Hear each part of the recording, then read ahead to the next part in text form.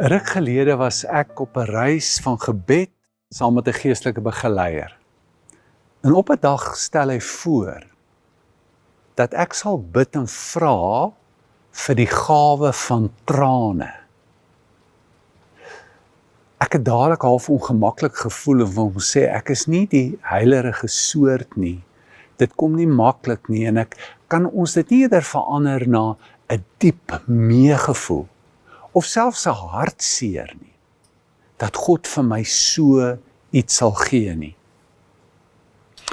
Hy het voorgestel dat ons sal bly by sy aanvanklike begeleiding en by die program wat voorstel dat ons op hierdie plek hierdie gebed moet bid.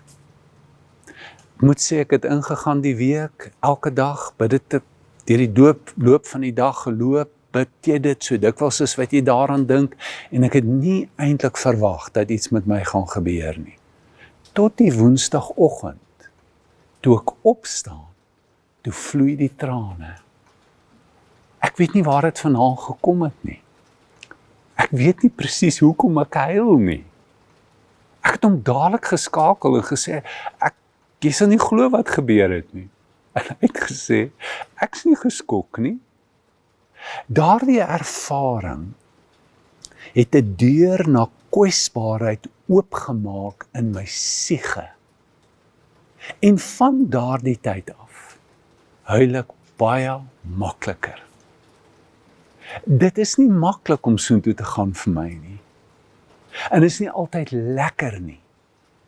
Maar dit het te doen met kwesbaarheid. Dit het te doen met oopmaak vir wat gebeur, vir realiteit. Dit te erken en dan jou gevoel wat jy het daaroor na vore te laat bring. Dit vra baie. Op ons reis met die Here kom ons dikwels op 'n plek waar ons gelei word na 'n plek toe waar die trane baie vlak lê. En ek was geleer, 'n man huil nie. Daarom het ek dit onderdruk. En ek het probeer afhou. En as jy kom in die vallei van Baka, weet die plek van trane, dan is dit so gepas om kwesbaar te word, te erken. Is dit vir jou sondes? Is dit vir jou pyn? Is dit net vir dit wat jy nie het nie? Is dit vir wat jy gedoen het, wat jy so graag anders sou wou gedoen het? Wat dit ook al is dikwels onverwerkte pyn van die verlede wat nie afgehandel is in jou nie.